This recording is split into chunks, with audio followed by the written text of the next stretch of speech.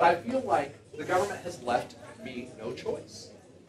If I want my children to grow up in a world where they can experience, the freedom to become who they have the potential of becoming, to understand what it means to truly be free, then we're going to have to stand up and fight. Now, talk a little bit about what I plan to do as governor. Now, one of the things I plan to do as governor is to set a record. And the record I want to set is I want to be the governor that has vetoed more laws than any other governor in Florida's history. I have 4 criteria for any bill that reaches my desk. And I spent a lot of time thinking about this.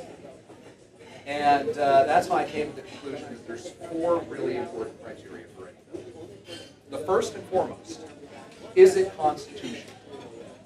If the answer to that question is no, if it violates the United States Constitution or the Florida Constitution, it's vetoed. Second question is, can we afford it? Is this something that's within the budget? Well, right now, Rick Scott has raised the budget by $8 billion in the 3 years that he's been in office, so there's a lot of things in the budget. That's going to change on my watch. But is it something we can afford? If we have to raise taxes, if we have to deficit spend, the answer is no, and it gets vetoed. The next question is this a necessary and proper role of government? Too often we find that we have problems in our society, but people, in a lot of cases, the present company excluded, I'm betting, tends to see a problem, and they assume that government is a solution. They don't necessarily care whether it's a proper role of government or not. So they go to their legislators and say, well, we've got to do something. Well, the legislators don't know any better than we do. They're not any smarter than we are. They're not special people. They don't know how to solve the problem either. So they say, well, let's do something. Well, that something usually means it's not necessary and it's not proper, and it's usually going to mean it's going to be more expensive for you and take away more of your freedoms. So if it's not a necessary and proper role, that's the third criteria, it gets vetoed. The final criteria, and not a lot of politicians think this way, but the final criteria is, does it solve the root cause of the problem? If it doesn't solve the root cause of the problem, if it's just a Band-Aid fix or a feel-good fix, then it's going to get vetoed. Now, what happens a lot of times is the root cause of the problem is actually too much government. So if you're trying to solve a problem created by government with more government, that's the wrong direction. Maybe we ought to look into repealing some laws.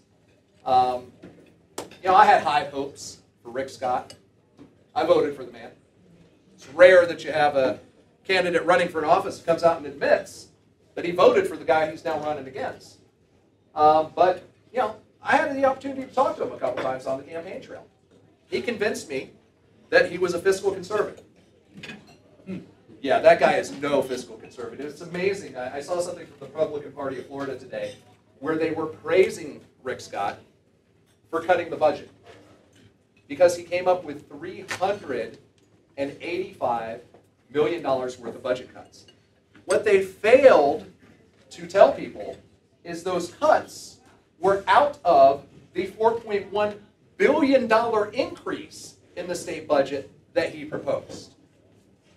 So he increases the state budget by $4.1 billion, cuts $385 million out of it, and then pats himself on the back for cuts. Folks, I've reviewed the budget.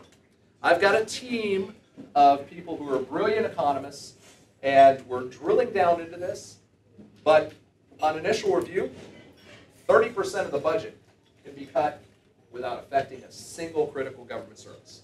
30%. That's at first glance, folks. And that only takes us back about a decade as far as the state budget goes. Under Charlie Crist and Rick Scott, the budget has grown an insane amount. I want to say it's somewhere in the neighborhood of $15 billion in the course of 2 gubernatorial administrations. Under 2 Republicans, remember Charlie Crist was a Republican at the time, who both touted themselves as fiscal conservatives. It's insanity. Another thing that Rick Scott sold me on was the fact that he would stand up to Obamacare. Yeah, how'd that work out? Yeah, not too well. Basically, I had high hopes for Pam Bondi too, but that's a whole other story with Pam. Basically, he rolled over on Obamacare. After Obama was reelected, it was like, well, now the president says we have to do it. I guess we just have to do it. You know, he went from being someone who I thought was strong on the Constitution to someone who ended up being this mealy-mouthed, puppet of the establishment. The other thing that I thought Rick Scott was going to be strong on the Second Amendment. Boy, was I wrong on that one. He just signed a law that says anyone, including military veterans suffering from post-traumatic stress disorder, PTSD, who seek voluntary medical treatment, are banned from having guns in the state of Florida. They lose their Second Amendment rights for voluntarily seeking medical care, mental health care. On top of that, how many of you have heard the story of Nick Finch? Oh no, good, great. I get to tell this story. Not many people have heard it. Sheriff Nick Finch, Liberty County Sheriff. Okay, he's become a dear friend of mine. He had one of his deputies pull somebody over. Deputy pulls someone over. Deputy says, "Do you have any firearms in the car?" The guy says, "Yes, I've got a .357 in a holster on the seat, and I happen to have a .25 automatic in my pocket." Okay. The deputy says, "Okay," which under state law, both conditions are legal. The deputy says, "Step out of the vehicle, please, sir." He did as instructed, and when he did, as soon as he stepped out of the vehicle, he was violating the concealed carry permit law, because he was at that point carrying a concealed weapon by following the deputy's orders. The deputy arrests him for that. He gets down to the station. Sheriff Nick Finch is there, and he says, "Okay, what are you arresting this guy for?" Deputy explains it to him. Sheriff says, "Let him go. We support the Second Amendment in Liberty County. I'm not going to charge him." That's a great guy. That's a guy who understands what the oath of office he took to uphold and defend the Constitution means.